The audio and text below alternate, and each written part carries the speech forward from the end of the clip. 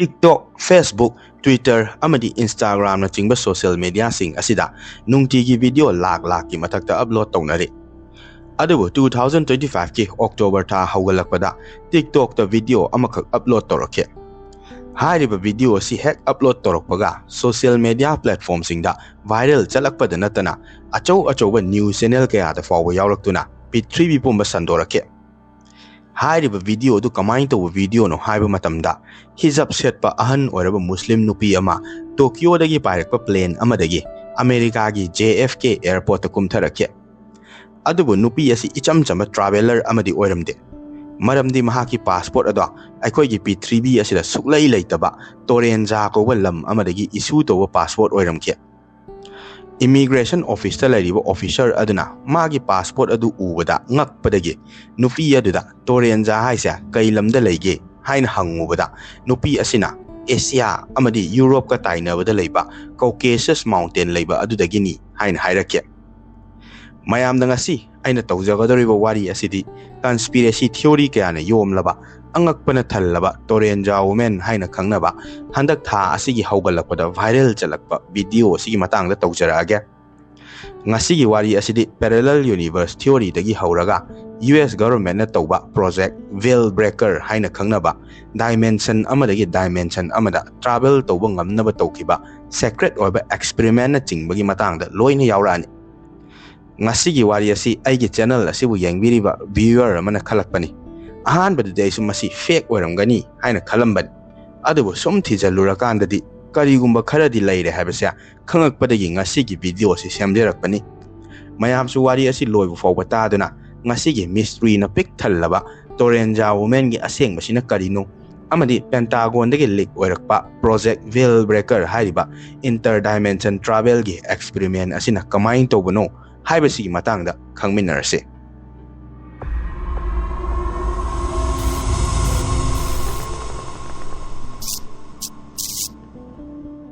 October gi tarik 9 2025 ta TikTok hariba social media platform asida minute ama kitang hena sangba video ma thagalake. Hariba video si khudakta Twitter, Facebook amadi Instagram na chingba social media platform singda viral chatuna P3B mafam senba thungna sandorake. Video asida uriba hijab set pa nupi asina America gi JFK airport thungladuna immigration office ta magi passport adu pisalu matamda immigration officer aduna pungngakhe. Maramdi magi passport adu Torenza koba aikoigi P3B da leitaba lam amana issue to boiramke.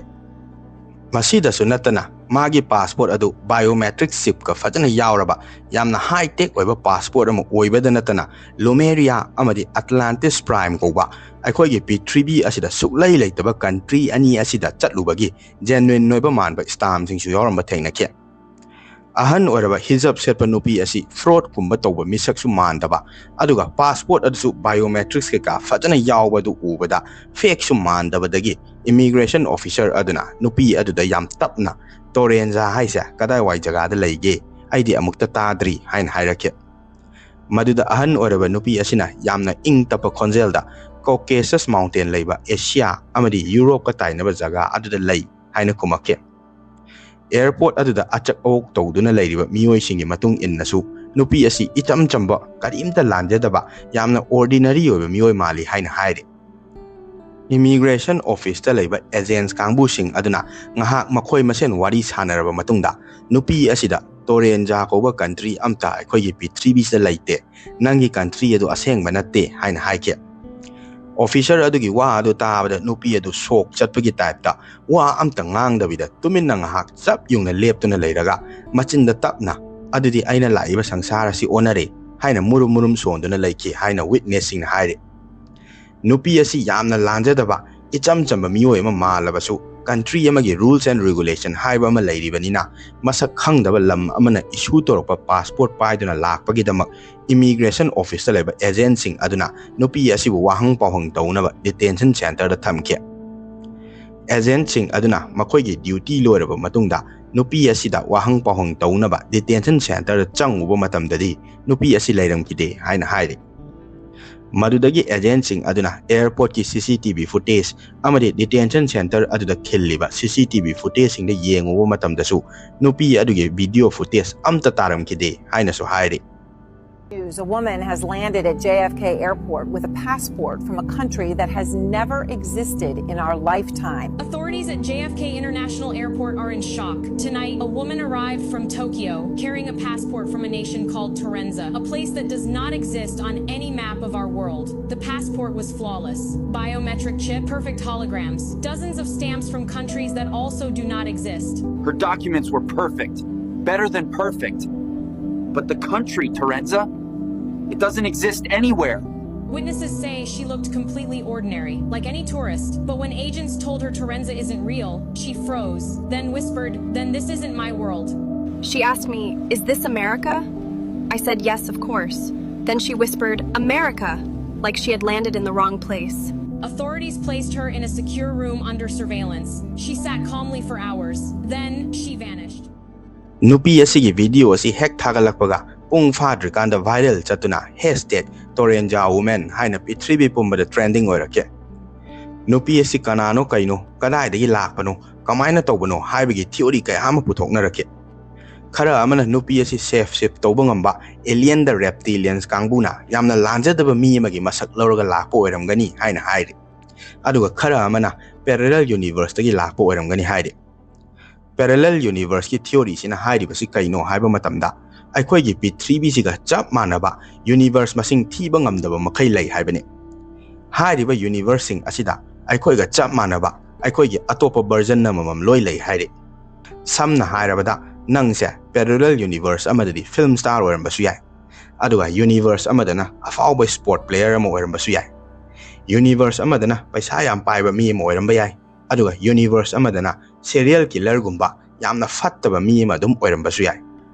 Hairiba mayam ase oitho oidaba pot manbani. Adubu quantum physicist kayana tawkiba double slit experiment hairiba yamna fauba experiment asida quantum particles sing aduna amuktangda tongan mafamda haibadi superposition da lairamba thengnabadagi parallel universe asi lairamba yabagi possibility yam chauna lay haina hairi. Parallel universe asidi lairamba yabagi possibility yam chauna laibana maram oiraga nupi asi parallel universe dagi lakpa soidana oiramgani haiba theory asidana henna mayamna mai onchanke.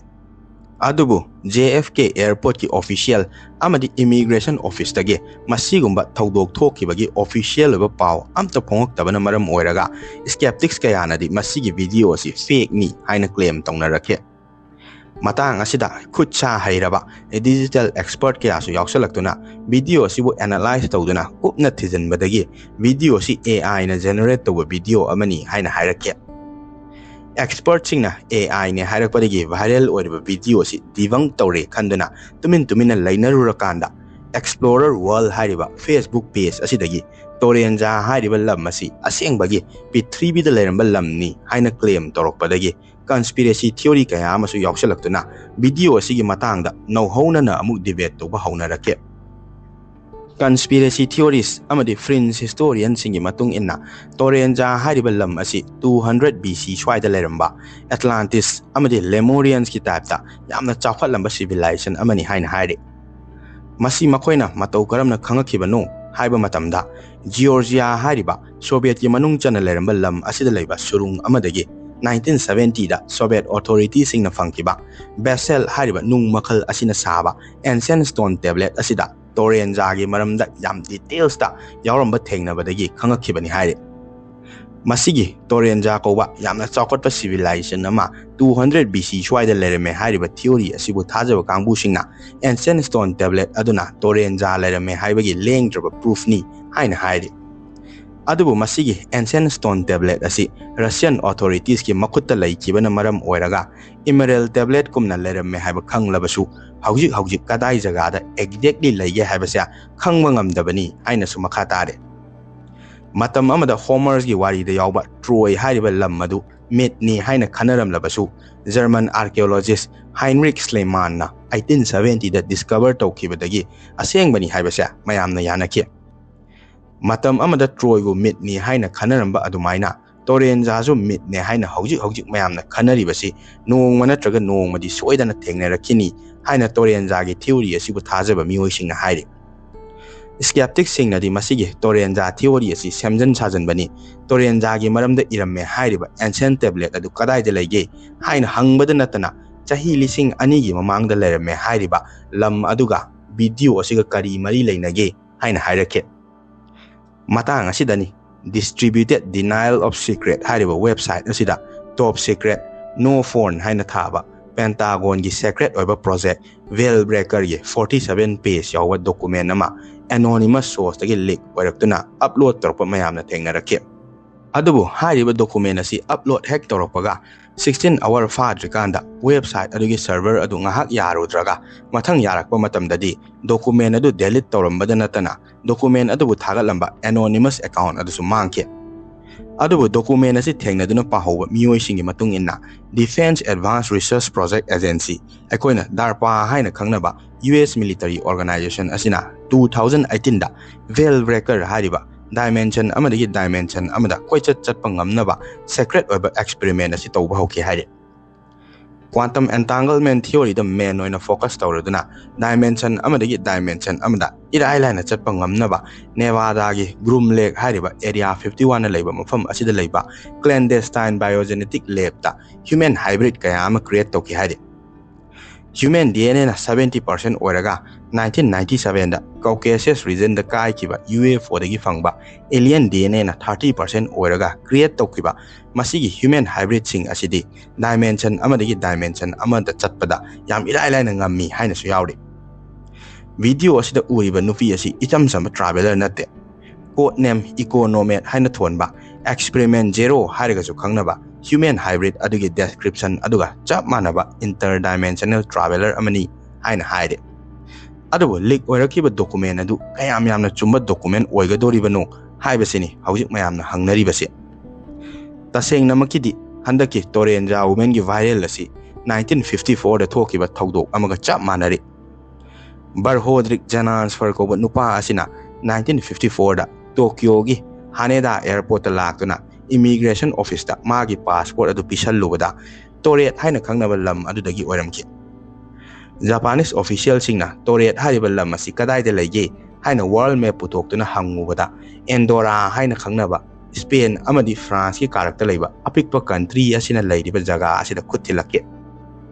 matam adu Cold War su yam sathina kanna tawnariba oibana Japanese official singna nupa asi spy gumba tawba manbadagi phaduna magi chapchaba ma khangri fawba haiduna hotel la thamke changthok changchin amadagi hena leitaba police su fadana guard ta halaga thamiba hotel asidagi nupa asi mafam khangdana mangke hariba masigi the man from Toret haina khangnaba yam sathina popular oiba wari asiga Torenza Woman gi siga chap manai haina khali aigi motade The Man from Toret ki wari asi aigi channel hogalakpada aina details tawjakhrabani mayam su hariba wari adu details taning labadi aigi video section da changaga atopa universe tagi lakpa nupa amagi wari haiba video adu yengbiu aduga description da ai video adu gi link su hapcharamge ado mayam masigi Torenza Woman gi wari amadi maga sago nariba conspiracy theory mayam asi kayamuk yamna chumamba yabage haibasa sigi matang da mu yengse Torenza Woman gi viral video asi aigi oiba motadi 100% fake ni hain hygienic maramdi United States ki custom kangbu amadi border protection kangbu na thawdok asi semjan sajanba wathi warem ni haina phongdok kibasu leiri aduga asigumba nupi ama JFK airport la e khole haibagi record amadi evidence amta laiti haina so haide digital expert singna video si yam kupna nainaraba matungda airline koba American reality show asigi episode amadagi matek ama loktoktuna AI na enhance tawraba matungda thadorapa video clip ni haibasa confirm tawbasu ngamke conclusion da masigi Torenza Woman gi viral asi AI na generate tawba fake ni haibasa haijaninge adubu aina video asigi matangda sum thidalubada masigi Pentagon dagi leak oirakpa DARPA gi secret oiba project veil breaker asidi chumambasu yai haina khali maramdi makoigi leak oira iba document adu fake oiragadi karigi kakthalibana aduga area 51 da leiba secret oiba lab ki mamingdagi hauraga makoigi experimenting adugi matangda flow amta leitabida details yaramiduna kamain tori Hoi darpa kangbuna budi adugumba project amta makhoina tawba leite haina hairi adubu makhoidi oibasu amta ngangdabanina makhoina ngangbase sum thajadabagi wani amabu oire US military kangbuna black budget program gi part ama oina secret oba experiment kaya ama tawi haibasi whistleblower amadi retired military personnel singna haidorkibasu leiribani aduga Georgia hariba lam adu leiba surung amadagi 1970 da Torenza gi maramda yawa ancient tablet ama Soviet authority singna fangki hariba dudi proof leitabana asengbara sengdabra haibadudi 100% sure oina haiba ngamdra maram asina masigi conspiracy theory asidi ancient stone tablet adu phangdri fawbadi conspiracy theory oina adum leirani haibase haijani mayam ngasigidi matang asil losinjarage handakti festival mayam ama leikibana wari thagatpase khara tapkre ado sidaidi amuk yam thuna thagalaage mathangdadi Pascagoula da thokiba alien abduction gi wari toksira natraga mind control experiment maram oiraga Saddam Hussein lan pokiba gi wari oina toksira haibado comment ta haibiramo ngasi gi wari asibu nungairabdi like and subscribe toksan biramo mathangda amuk thengnarase